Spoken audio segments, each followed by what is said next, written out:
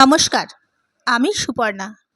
আজ আমি আপনাদের শোনাবো ষষ্ঠীপদ চট্টোপাধ্যায়ের লেখা ভূতের গল্প করিম ফকিরের বোন। যদি আমার এই গল্প পাঠ আপনাদের ভালো লাগে তাহলে লাইক করে দেবেন, শেয়ার করে দেবেন এবং অবশ্যই সাবস্ক্রাইব করে দেবেন। চলুন শুরু করা যাক। করিম ফকিরের বোন। বেহালার পড়ুইদাসপাড়া রোডে পড়ুই মৌজায় আমার এক বন্ধু থাকে। তার নাম সুভাষ। বেশ গাট্টা গোট্টা চেহারার, উজ্জ্বল শ্যামবর্ণ, প্রাণবন্ত এই ছেলেটি আমাদের সহকর্মীও। একই অফিসে চাকরি করি আমরা। ওর বউ ফোর্ট উইলিয়ামে চাকরি করে। বেশ সুখী পরিবার ওদের। তাই একদিন হচ্ছিল কি, বৃষ্টি বাদলার জন্য সেকশনের স্টাফেদের অনুপস্থিতির ফলে মাত্র কয়েকজন আমরা নানা রকম গল্প গুজবে মেতে উঠেছিলাম। অশোকবাবু, নিমাই, মুকুলদা, বাচ্চুদা এরকম কয়েকজন ছিলাম। নানা রকম মুখরোচক গল্প করতে করতে একসময় ভূতের প্রসঙ্গে চলে এলাম। এখানে একটু বলে রাখি, নিমাই থাকে হুগলি জেলার রূপরাজপুর গ্রামে। ওই সব জায়গা থেকে লোকে মুখে শোনা কিছু অবাস্তব বা ভৌতিক ঘটনার কথা আমাদের কাছে গল্প করে, আর আমরা তা কান খাড়া করে শুনি। সেদিনও সে ওই রকম কিছু একটা যেন বলছিল। এমন সময় সুভাষের আবির্ভাব। সুভাষ খুব আমোদে ছেলে, কাজেই ও যখন ঘরে ঢোকে সবাই তখন টের পায় যে একজন এলো। রোজের মতোই ঘরে ঢুকে সুভাষ একটা চেয়ার টেনে সবার মাঝখানে বসে বলল, কিসের এত মস্তিষ্ক হচ্ছে জানতে পারি কি? বাচ্চুদা বলল, গাঁজা না খেয়েও গাঁজাখুরির গল্প হচ্ছে আমাদের। নিমাইটা তো বিয়ে থা করলো না, এখন রোজই নাকি ভূত দেখছে। সুভাষ একটু গম্ভীর হয়ে বলল, তোমরা ভূতে বিশ্বাস করো? মুকুলদা বলল, ভূত যদিও দেখিনি, তবু কেউ যদি বুকে হাত দিয়ে বলতে পারে সে নিজে ভূত দেখেছে, তাহলে হয়তো বিষয়টা বিবেচনা করে বিশ্বাস করে দেখতে পারি। সুভাষ বলল, তোমরা কেউ করো না করো, আমি করি। তার কারণ, এই ব্যাপারে বাস্তব অভিজ্ঞতা আছে আমার। বলো কি? ঠিকই বলছি, যদি শোনো তোমরাও বিশ্বাস না করে পারবে না। সুভাষের এই কথায় সকলেই প্রায় চমকে উঠল, কেননা সুভাষকে চেনে তারা কিছুতেই ওর কথা অবিশ্বাস করবে না। সব ব্যাপারে অবিশ্বাসী এমন কেউ যদি বলে যে এই ব্যাপারটা সে বিশ্বাস করে, তাকে অবিশ্বাস করবে কে? সুভাষ যেমন বেপরোয়া তেমনই ডাকাবুকো।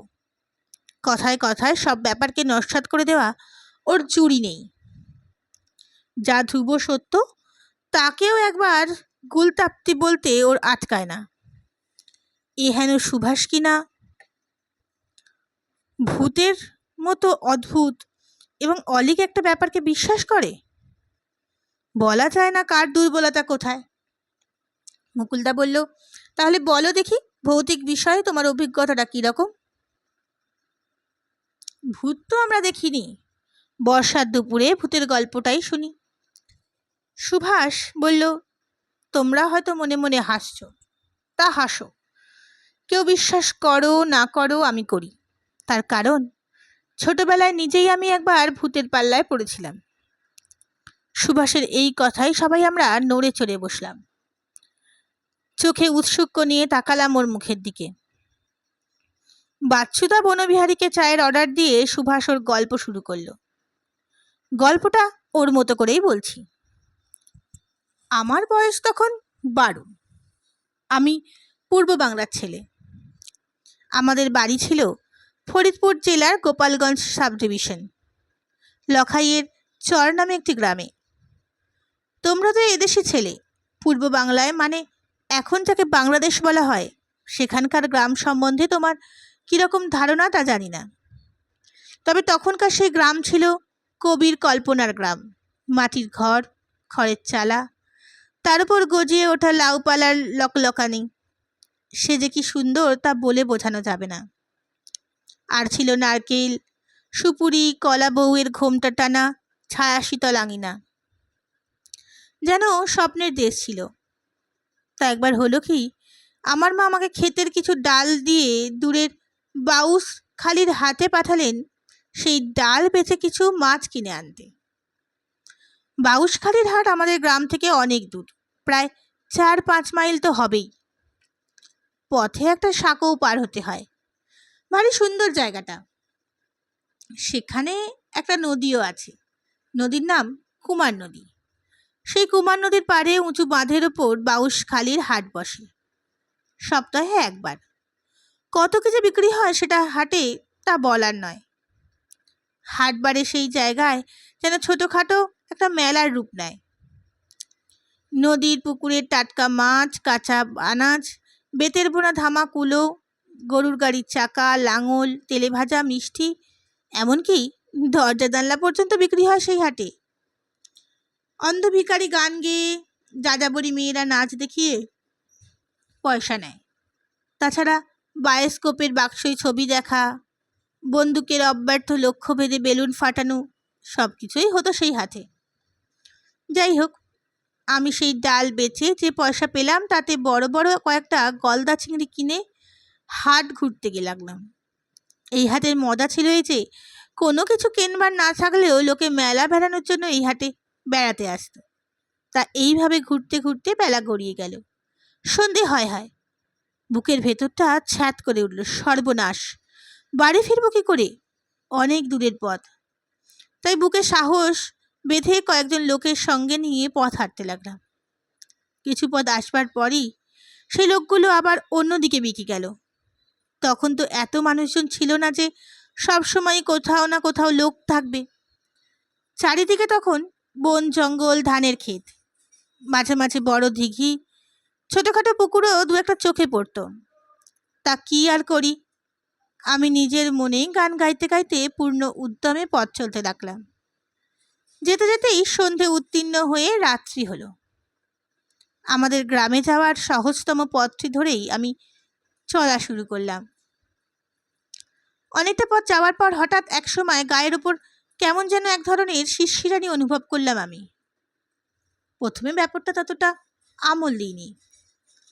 পরে যখন মনে হলো কেউ যেন আমার ঘাড়ের পাশ দিয়ে মুখ এনে গায়ে নিঃশ্বাস ফেলছে, তখনই কেমন একটা ঠান্ডা স্রোত বেয়ে গেল আমার সারা দেহে। সেই নিঃশ্বাস বরফের মতো শীতল। আমি এদিক ওদিক তাকিয়ে কাউকে যখন দেখতে পেলাম না, তখন রীতিমতো ভয় পেয়ে গেলাম।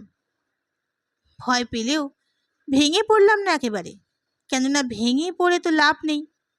ঘরের ছেলে ঘরে ফিরতেই হবে। তাই সাহসে বুক বেঁধে আরও জোরে এগিয়ে চললাম। যেতে যেতে এক সময় আচানি পুকুরের পাড়ে এসে পড়লাম। এই পুকুরটা আবার ভীষণ দোষান্ত পুকুর।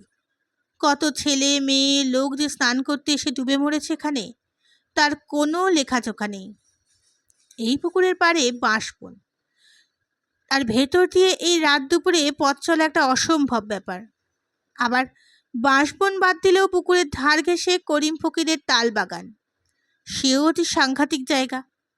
তবু আমি বাঁশবনে না ঢুকে করিম ফকিরের তালবনেই ঢুকে পড়লাম।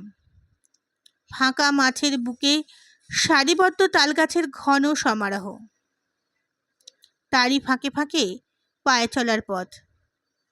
এই করিম ফকিরের তাল বাগানে নিয়ে অনেক রোমহর্ষক ঘটনার কথা শুনেছিলাম। এখানে আসা মাত্রই এবারে সেই সব কথাগুলো মনে পড়তে লাগলো।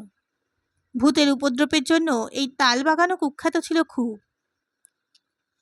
অজানা ভয়ে সারা শরীরের সমস্ত রক্ত যেন জমাট বেঁধেছে তখন আমার মুখে। হাত পা কাঁপছে, বুক ঢিপ ঢিপ করছে। আসলে ভয়ের ব্যাপারটা মনের মধ্যে একবার ঢুকে পড়লে তাকে আর তাড়ানো মুশকিল। আমি রাম রাম করতে করতে এগিয়ে চললাম। কিন্তু গেলে কি হবে? কিছু পথ আসার পরে বুঝতে পারলাম রাম নামেও সবসময় ভূত পালায় না। যেতে যেতেই আমার চোখে পড়ল ঠিক আমার পাশে পাশেই দুটো কালো পা অস্পষ্টভাবে আমার সঙ্গে হাঁটায় পাল্লা দিচ্ছে। ওই দৃশ্য দেখে একবার মনে হলো মাথা ঘুরে পড়ে যাব। পরক্ষণেই নিজেকে শক্ত করে নিলাম। ছেলে মানুষ হলে কি হবে, বরাবরই আমার মনোবল ছিল প্রবল। আমি চলেছি আর চোখে দেখছি শুধু দুটো কালো পা, আর হাঁটুর ওপরে ধুতির একাংশ ছাড়া আর কিছুই দেখা যাচ্ছে না।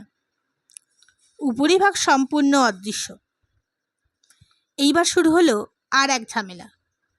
আমি যাচ্ছি আর যেতে যেতে বুঝতে পারছি আমার থলির ভেতর থেকে একটি একটি গতলা মাছ লাফিয়ে লাফিয়ে মাটিতে পড়ছে, আর মজার ব্যাপার এই যে যতবার আমি সেই মাছ কুড়িয়ে থলিতে ভরতে যাচ্ছি ততবারই একটা অদৃশ্য হাত এসে আমার আগেই মাছ কুড়িয়ে থলিতে ভরে দিচ্ছে।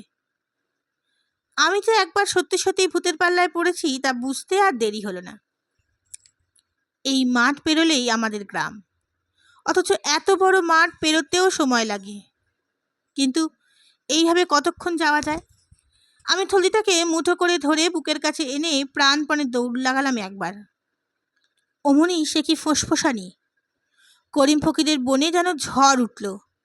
আকাশে মেঘ নেই, তারায় ফুল ফুটে আছে, আর তালবনে ঝড়।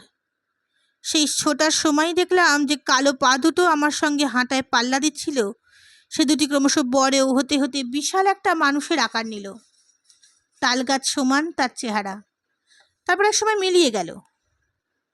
আর আমি ছুটতে ছুটতে এসে আমাদের ঘরের উঠোনে ধরাস করে পড়লাম। সবাই কি হলো কি হলো করে এসে পড়ল আমায়, চোখে মুখে জল দিতে লাগলো। কিন্তু আমি তখন কেমন যেন বোবা হয়ে গেলাম। সকলের মুখের দিকে অপরিচিতর মতো তাকিয়ে রইলাম ফ্যাল ফ্যাল করে। ইতিমধ্যে আমার দেরি দেখে বাড়ির লোকেরা দারুণ চিন্তিত হয়ে পড়েছিল। এমনকি আর একটু দেরি হলে আমায় খোঁজে লোক পাঠানোর ব্যবস্থাও হচ্ছিল। তার নিজের থেকেই এসে যখন পড়লাম তখন নিশ্চিন্ত হলো সকলে। আমার ঠাকুমা আদর করে আমার গায়ে হাত বুলিয়ে বললেন, ছেলেটা কেমন যেন হয়ে গেছে দেখো। আসলে রাত দুপুরে মাছ নিয়ে আসছিল, তাই করিম ফকিরের বনে ঠিক ভূতের পাল্লায় পড়েছিল। শিগগিরই তোরা রোজা ডেকে আনো, না হলে সারা জীবন এরকম কালা ভোলা মেরে থাকবে। মা বললে, ওই জন্যই তো একা একা কোথাও পাছাই না।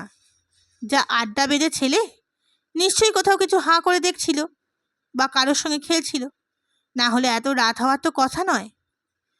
ঠাকুমা আবার বললেন, তুই কি পথে কিছু দেখেছিলি? আমি অতি কষ্টে বললাম, হ্যাঁ। করিম ফকিরের বন দিয়ে এসেছিলি নিশ্চয়ই।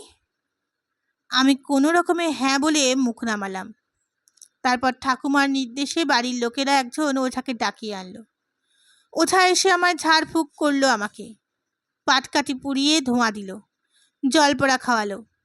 এরপর প্রায় 2 ঘন্টা বাদে আমি একটু সুস্থ হলাম। এদিকে হয়েছে কি, আমার সেই থলে ভর্তি মাছ যা ছিল তার দ্বিগুণ হয়ে গেছে। তবে দুঃখের বিষয়, সেই মাছগুলোর মধ্যে শ্বাস বলে কোনো পদার্থ ছিল না। এই বলে সুভাষর গল্প শেষ করলো। ওর কথা আমার কেউ অবিশ্বাস করলাম না। তার কারণ সুভাষের মুখের কথার খই ফোটে, মুখে যা আসে তাই বলে, তবে কি না ও কখনো মিথ্যে বলে না।